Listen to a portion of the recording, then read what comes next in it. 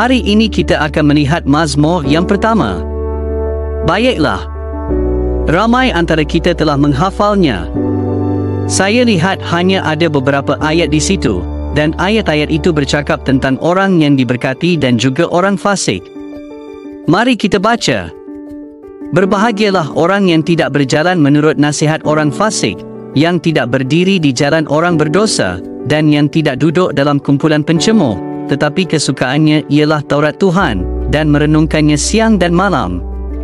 Ia seperti pohon yang ditanam di tepi aliran air, yang menghasilkan buahnya pada musimnya, dan yang tidak layu daunnya, apa saja yang diperbuatnya berhasil. Tidak demikian orang fasik. Mereka seperti sekam yang ditiup angin.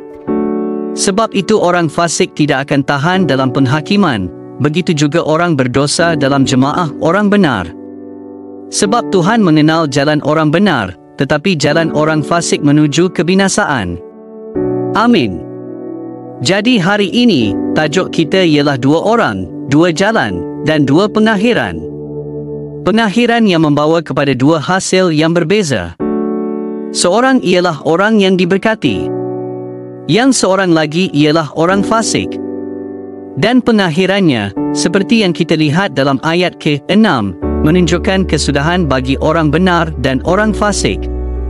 Kitab Mazmur terdiri daripada 150 Mazmur. Semua telah dikumpulkan oleh para penulisnya, Musa, Raja Daud, Salomo, dan anak-anak Asaf. Inilah orang-orang yang telah menulis semua mazmur yang indah ini untuk menunjukkan kepada kita cara hidup yang dikehendaki Tuhan. Jadi, mazmur pertama ini memperkenalkan keseluruhan kitab dengan menerangkan maksud menjadi orang yang diberkati. Kita memang dimaksudkan untuk diberkati di bumi ini. Jadi, bagaimana kita boleh diberkati? Seperti yang saya katakan tadi, ada dua jalan dan dua pengakhiran. Kebijaksanaan dalam Mazmur juga berdiri sebagai penjaga pintu yang setia. Kebijaksanaan berdiri sebagai penjaga pintu yang setia untuk seluruh kitab Mazmur. Ia mengingatkan sesiapa yang memasuki kehidupan yang benar dan berbuah, iaitu kehidupan yang dicirikan oleh kesukaan terhadap hukum Tuhan. Sesiapa yang bersukacita dalam hukum Tuhan sudah pun menunjukkan bahawa dia berada di jalan kebenaran Tuhan yang Maha Kuasa. Sebaliknya, kita melihat dalam ayat-ayat lain mengenai kehidupan dan takdir orang yang tidak bertuhan, yang akan binasa. Terdapat kontras yang jelas antara orang yang diberkati dan orang yang tidak mengikut Tuhan. Ini bukan sahaja mengingatkan kita kepada perjanjian lama, tetapi juga perjanjian baru, di mana kita melihat kontras yang serupa. Sebagai contoh, ketika Yesus Kristus menyampaikan khutbah di atas bukit dalam Matius bab 7 ayat 13 dan 14, dia berkata, "Masuklah melalui pintu yang sesak itu, kerana lebarlah pintu dan luaslah jalan yang menuju kepada kebinasaan, dan banyak orang yang masuk melaluinya, tetapi sesatlah pintu dan sempitlah jalan yang menuju kepada hidup, dan hanya sedikit orang yang menemukannya." Jadi di sini, orang yang diberkati, Anda dan saya mahu diberkati. Anda dan saya mahu berbahagia. Maka kita perlu mengikut apa yang Tuhan perintahkan, dan bagaimana Dia mahu kita hidup. Berkat juga terdapat dalam khutbah di atas bukit dalam Matius pasal 5, di mana Yesus berkata, "Berbahagialah orang yang miskin di hadapan Tuhan," dan sebagainya. Semua ayat itu dari ayat 3 hingga 11, Anda boleh membacanya. Semuanya mengenai berkat. Jika Anda mahu diberkati oleh Tuhan, inilah perkara-perkara yang perlu Anda lakukan. Inilah berkat yang Tuhan maksudkan. Jika Anda mahu diberkati, Anda perlu berjalan dalam terang Tuhan, perjanjian yang telah disediakannya untuk Anda dan saya. Jadi di sini, pemazmur mengingatkan kita supaya tidak berjalan menurut nasihat orang fasik, tidak berdiri di jalan orang berdosa, dan tidak duduk di tempat orang pencemooh. Kita perlu mengenal pasti siapakah orang-orang yang tidak patut kita gauli. Siapakah orang fasik? Orang fasik ialah mereka yang tidak mengikut perintah Tuhan. Mereka menolak perjanjian Tuhan. Jadi di sini, dalam kalangan orang Israel, ada kumpulan yang menentang firman Tuhan, menentang para nabi, dan menentang ajaran Tuhan yang Maha Kuasa, kerana mereka mendapat keseronokan dalam dosa. Sebab itulah Tuhan membangkitkan hakim-hakim dalam kitab Hakim-Hakim, kerana orang-orang itu suka berjalan dalam jalan ketidakbenaran. Setiap kali mereka menyembah berhala atau melakukan sesuatu yang tidak disukai Tuhan, mereka akan tersesat dan perlu dihukum atas perbuatan mereka. Sekarang, dalam mazmur ini, pemazmur mengingatkan kita bahawa kita tidak sepatutnya berjalan dalam nasihat orang fasik. Kita tidak sepatutnya berjalan bersama orang yang menentang perjanjian Tuhan atau firman Tuhan. Jadi anda dan saya perlu mencari siapa mereka ini. Anda tidak perlu melihat jauh ke dalam dunia. Orang sekeliling anda pun sudah cukup. Mereka yang tidak berjalan dalam iman akan bercakap menentang firman Tuhan. Orang di sekeliling kita, kita perlu tahu sejauh mana kebajikan kita di dalam terang Tuhan. Sejauh mana kita matang dalam firman Tuhan. Sejauh mana kita berjalan rapat dengan Tuhan. Itu akan menentukan betapa diberkatinya kita. Sekarang, berkat ini tidak semestinya bermaksud memiliki segala kekayaan dunia. Orang fasik hanya merancang perkara jahat. Dia tidak bercakap perkara yang baik.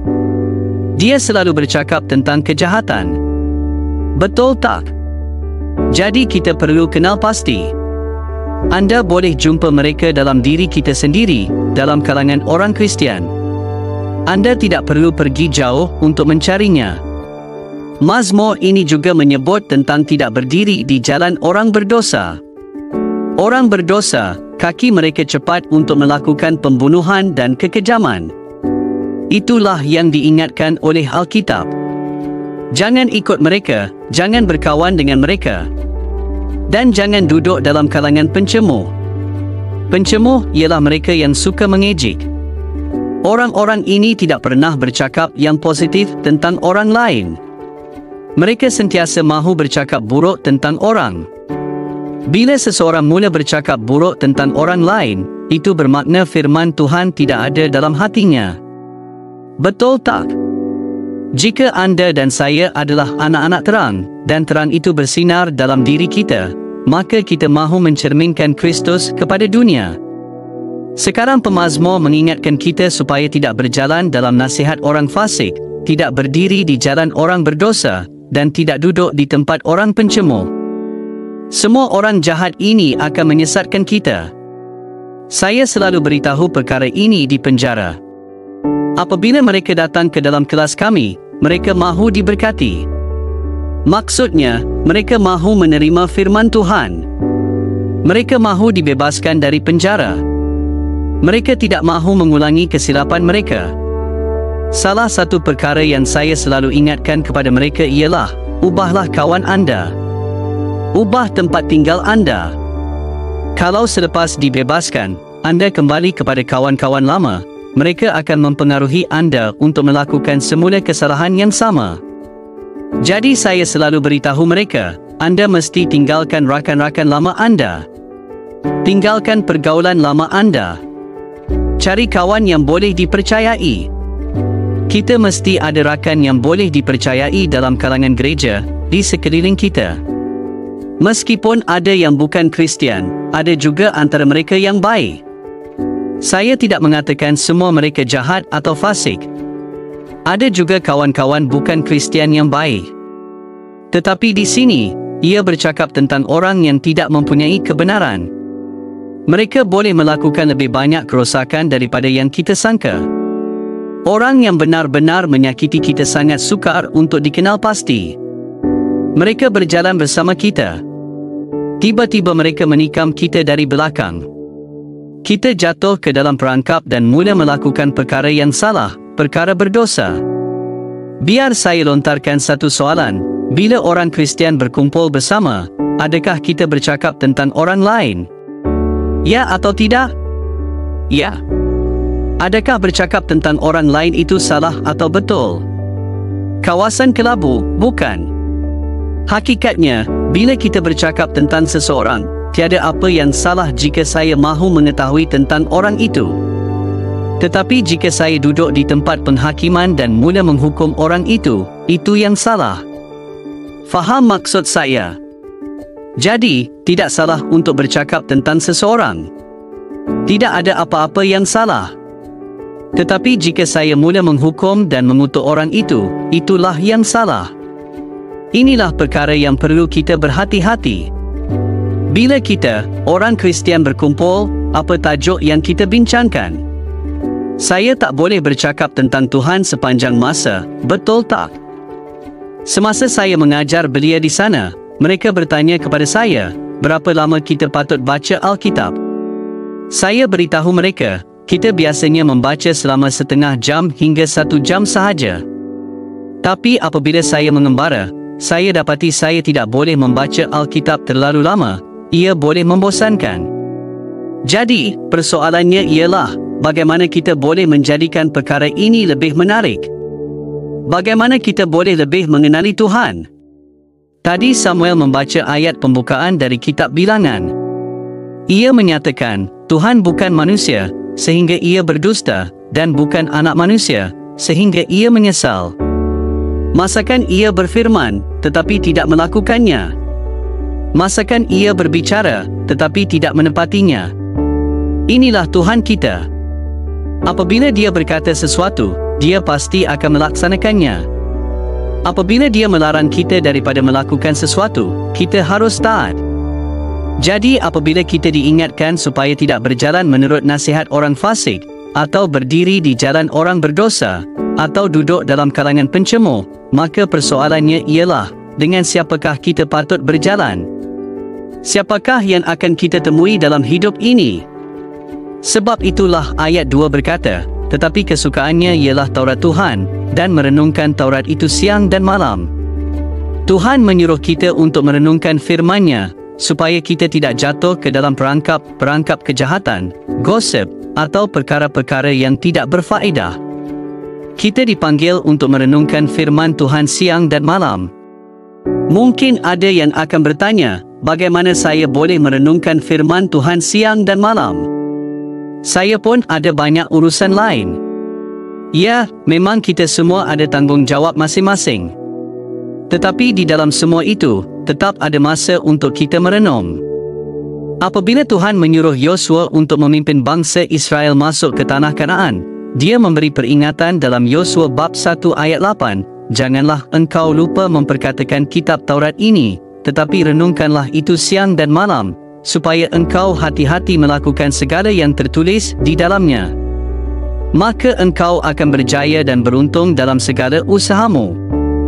Jadi Tuhan mahu kita berjaya dan diberkati dalam kehidupan ini, kemanapun kita pergi. Sebab itulah ayat 3 berkata, apa sahaja yang dilakukannya, semuanya berhasil. Apabila seorang Kristian, seorang anak Tuhan merenungkan firman Tuhan siang dan malam, maka apa sahaja yang dilakukannya akan berhasil. Itulah janji Tuhan. Semasa Yesus Kristus berada di padang gurun selama 40 hari berpuasa, Iblis datang untuk mencubanya. Iblis berkata, jika engkau anak Tuhan, perintahkan batu-batu ini menjadi roti. Itu adalah satu cabaran, jika engkau anak Tuhan. Begitulah musuh kita, mereka datang mencabar kita. Disebabkan oleh rasa ego atau sombong, kita mungkin tergoda untuk menjawab cabaran itu. Tetapi Yesus memberi contoh yang baik. Dia menjawab, ada tertulis, manusia hidup bukan dari roti sahaja, tetapi dari setiap firman yang keluar dari mulut Tuhan. Ini bermaksud bahawa sama seperti kita perlukan makanan untuk jasmani, kita juga perlukan firman Tuhan untuk rohani, untuk menguatkan manusia batiniah dalam diri kita. Barulah kita boleh hidup dengan kehidupan yang diberkati dan berkenan di hadapan Tuhan. Tuhan mengingatkan kita bahawa kita mesti merenungkan firman-Nya. Meditasi Kristian bukanlah seperti meditasi dalam yoga di mana kita kosongkan fikiran. Itu bukan maksudnya. Meditasi Kristian bermaksud kita memenuhi minda dan hati kita dengan firman Tuhan dan merenungkannya. Sebagai contoh, seperti yang kita baca tadi, Tuhan bukan manusia sehingga ia berdusta. Apa sahaja yang dijanjikannya, Dia akan laksanakan. Adakah kita percaya perkara ini? Kita perlu sampai ke tahap iman seperti itu. Jadi, apabila saya merenungkan firman Tuhan, dan ada sesuatu yang negatif berlaku atau seseorang menyinggung saya diingatkan kembali kepada firman Tuhan oleh Roh Kudus. Kita mempunyai Roh Kudus untuk membantu kita melawan kejahatan. Kita telah diberi kuasa untuk mengatasi kejahatan melalui Roh Kudus. Roh Kudus tinggal dalam diri kita. Kita perlu menyuburkan diri dengan firman Tuhan. Dengan pertolongan Roh Kudus, kita akan dapat melawan orang jahat dan juga mengenali mereka. Kadang-kadang, saya secara peribadi melihat sesetengah orang Kristian, bukan di sini, tetapi di luar, dan saya tak mahu dekat dengan mereka. Mereka memang orang Kristian, tapi saya lebih selesa hanya beri salam dan berlalu. Saya tak berjalan atau duduk bersama mereka.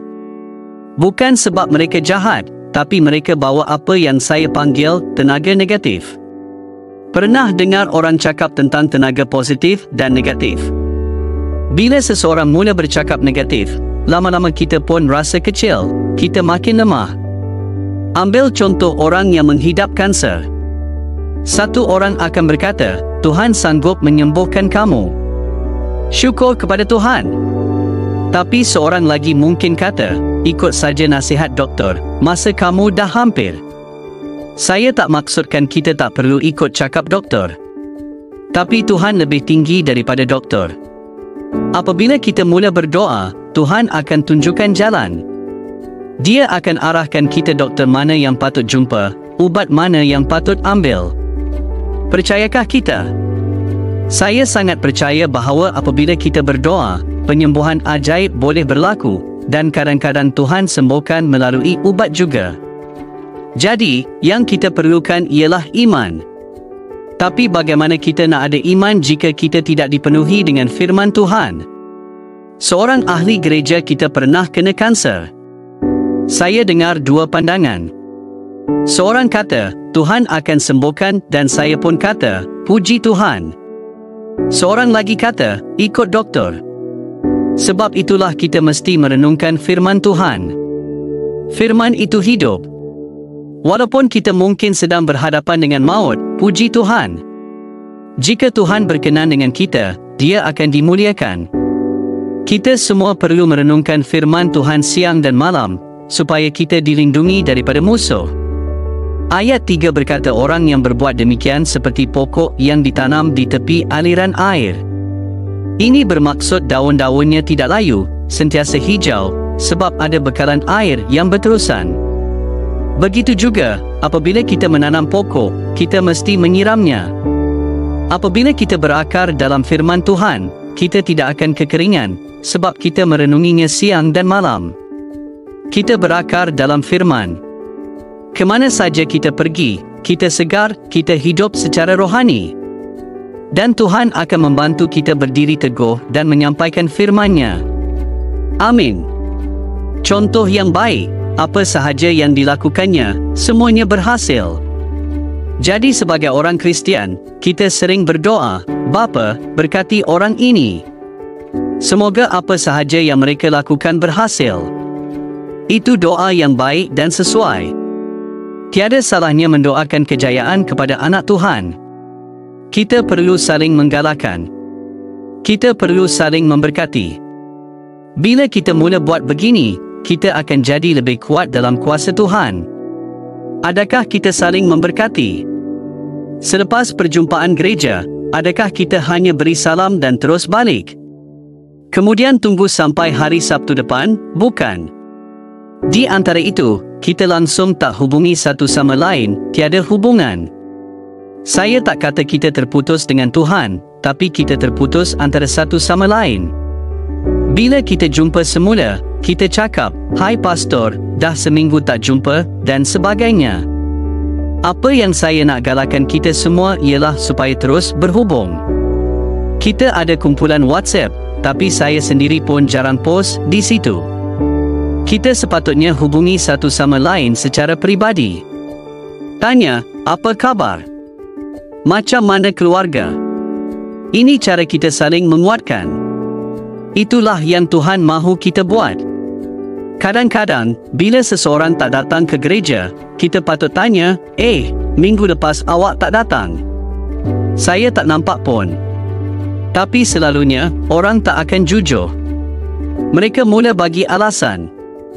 Lama-kelamaan, saya pun jadi malas nak tanya, sebab saya tak mahu mereka terus menipu. Saya dah lama dalam gereja, saya tahu mereka ke mana. Saya semak Facebook. Mereka seronok berjalan-jalan. Mereka kata, saya tak sihat. Tapi nampak jelas mereka cukup sihat untuk keluar berjalan. Jadi saya cakap pada diri saya, buat apa nak tanya, biar mereka terus menipu. Maksud saya ialah, kita perlu saling menguatkan. Tak salah nak berseronok, tapi kita juga mesti kekalkan persekutuan. Kita mesti saling mendoakan. Siapa di antara kita yang sihat sepenuhnya? Tiada. Jadi apa yang patut kita buat? Kita mesti jumpa doktor. Segala doktor, Yesus. Hari Jumaat lepas, saya pergi hospital untuk pemeriksaan. Hari Isnin cuti umum, jadi saya pergi hari lain. Doktor tengok keputusan darah saya, bagi ubat dan jadualkan ujian lain. Bila saya tengok keputusan itu, tidak baik. Jadi mereka minta datang semula. Saya tanya diri saya, apa saya patut buat dengan laporan ini? Duduk saja dan tunggu? Atau jadikan ini sebagai maklumat dan teruskan hidup? Dua perkara muncul dalam fikiran saya. Pertama, saya ada banyak perkara nak buat. Kedua, saya belum sempat buat banyak daripadanya. Jadi saya berdoa, Tuhan, panjangkan umur saya supaya saya dapat buat apa yang perlu dan hentikan apa yang saya tak patut buat. Baiklah, dan semua perkara ini akan diproses kerana walaupun orang benar tidak berasa gembira, Tuhan tetap bekerja. Adakah kita orang benar? Kadang-kadang kita mesti mengisytiharkan dan mengingatkan diri kita, kita adalah orang benar kerana Tuhan kita, Yesus Kristus. Kita tidak dapat menjadi benar dengan usaha sendiri. Hanya melalui Dia kita dijadikan benar. Jadi apabila orang benar tidak berasa gembira, mereka tetap dianggap diberkati dari Tuhan. Hari ini, kamu mungkin rasa kamu tidak diberkati, tetapi dari sudut pandang Tuhan, kamu memang diberkati. Pemikiran kita perlu diubah. Apabila pemikiran kita berubah, kita sedang berdiri di atas landasan yang betul. Dia tidak hadir hari ini. Dia tidak sihat. Apa yang berlaku dengan dia? Saya tidak tahu. Saya rasa dia akan bantu saya. Sebab itulah kadang-kadang, walaupun sebagai orang Kristian, kita tidak berasa baik. Kita rasa sakit, kita rasa kecewa, kita rasa tertekan, kita rasa sebut sahaja, semuanya kita pernah alami.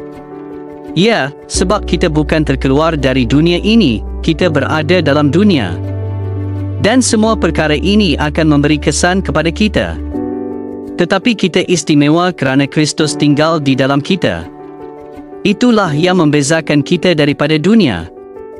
Jadi apabila kamu dan saya merenungkan firman Tuhan siang dan malam, firman itu akan menanggung kita. Firman itu akan membantu kita. Kuasa daripada firman Tuhan, secara supernatural, Tuhan akan memperkuatkan kita untuk mengatasi semua kelemahan kita, kemurungan kita, dan lain-lain. Saya bercakap dengan seorang kawan pada masa itu dia sihat, tetapi kemudian sesuatu berlaku. Seseorang berkata perkara negatif, dan tiba-tiba, dia rasa sakit itu kembali. Sebenarnya, beginilah keadaannya bila orang berkata perkara menyakitkan. Kita mesti tahu bagaimana untuk mengehatkan reaksi kita terhadap mereka. Kalau tidak, kita akan memberontak dan bertindak balas.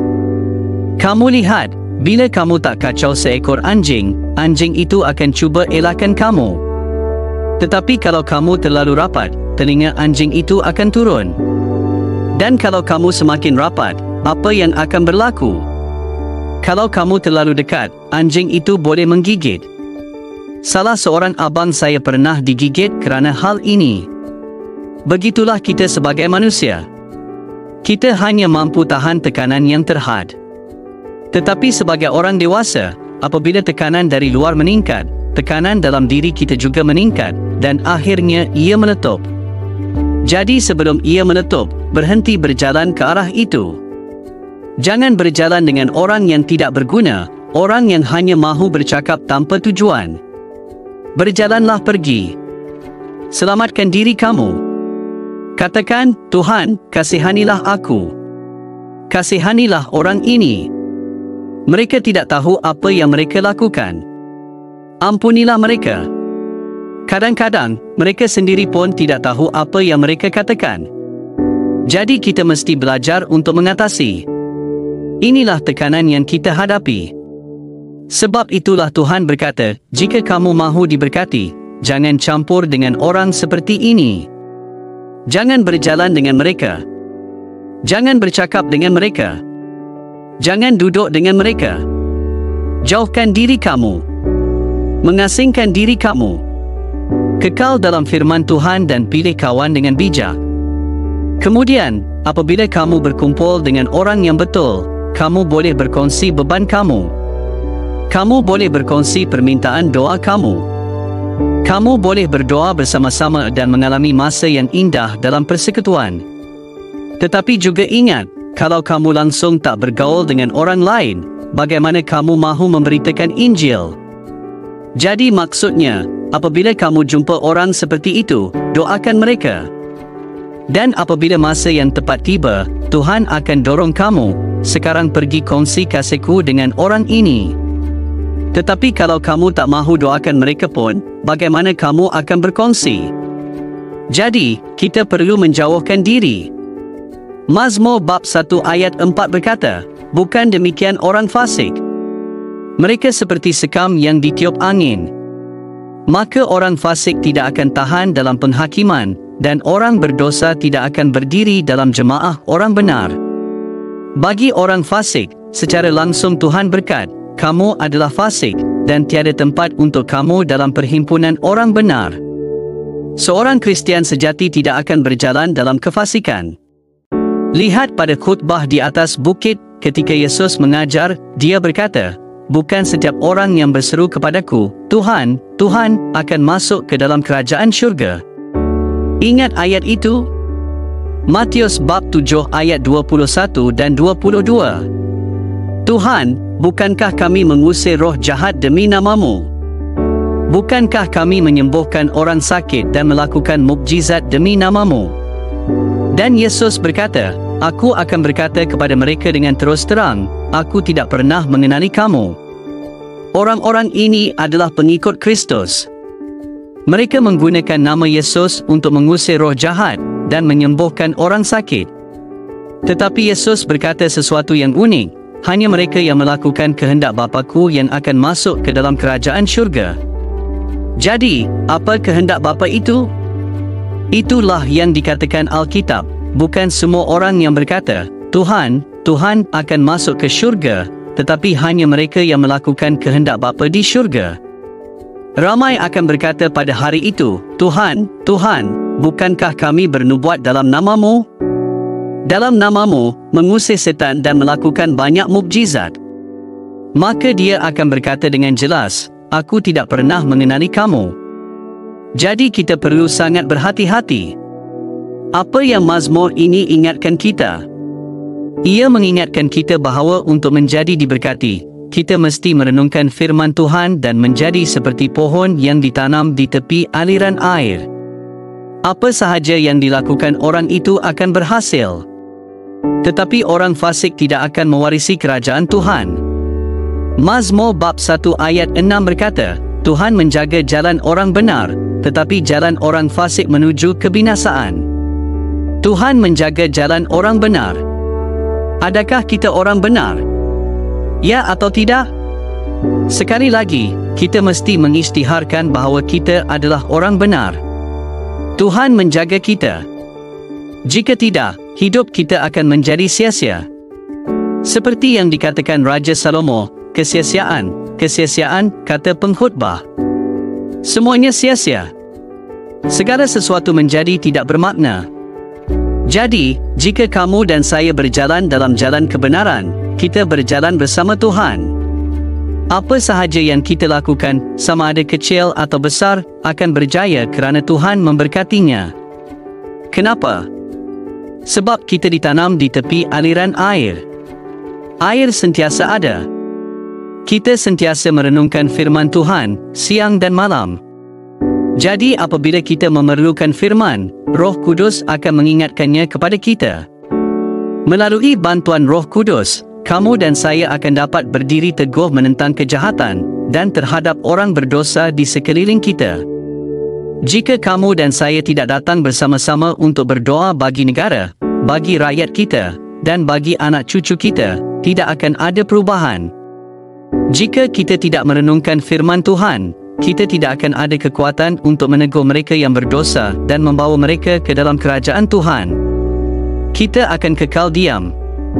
Itulah sebabnya wawancara pertama tadi sangat membuka mata, melihat apa yang orang percaya dan apa yang mereka mahu lakukan. Mazmur 1 berkata, "Berbahagialah orang yang tidak berjalan menurut nasihat orang fasik, tidak berdiri di jalan orang berdosa, tidak duduk di kumpulan pencemooh. Tetapi yang kesukaannya ialah Taurat Tuhan, dan yang merenungkan Taurat itu siang dan malam." Kita mesti menguasai firman Tuhan dan merenungkannya siang dan malam, supaya kita boleh beristirahat dalam firman-Nya. Sebagai penutup, kita mesti meluangkan masa membaca firman Tuhan. Sekarang ini, saya tidak lagi bertanya kepada orang, "Apa yang kamu baca semalam?" Ayat apa yang kamu baca? Sebaliknya saya bertanya, bila kali terakhir kamu baca Alkitab? Bila kamu terakhir kali mengaplikasikannya dalam hidup kamu? Membaca Alkitab dan membuat renungan harus menjadi rutin harian orang Kristian. Sebagai orang Kristian, kita mesti melakukannya seperti orang Islam berdoa 5 kali sehari. Mereka melaksanakan tanggungjawab mereka. Tetapi hari ini, apabila saya membaca Alkitab, saya mahu mengaplikasikannya. Saya mahu menghidupkannya. Itulah yang perlu kita lakukan. Mari kita berdoa. Bapa di syurga, kami ingin mengucapkan terima kasih kepadamu, Tuhan. Kami ingin berjalan dalam doa bersamamu. Kami ingin diberkati kerana Engkau adalah Tuhan yang memberkati anak-anak-Mu. Kami ingin diberkati oleh-Mu. Dan bagaimana kami boleh diberkati oleh-Mu? Dengan merenungkan firman-Mu siang dan malam, dan menyimpannya dalam hati kami. Maka kami akan seperti pohon yang ditanam di tepi aliran air, yang menghasilkan buah pada musimnya. Oleh itu, Bapa, kami mahu melihat setiap seorang daripada kami sebagai pokok hijau, berjalan dengan dipenuhi firman Tuhan. Terima kasih. Kami memuji Engkau. Dalam nama Yesus, amin.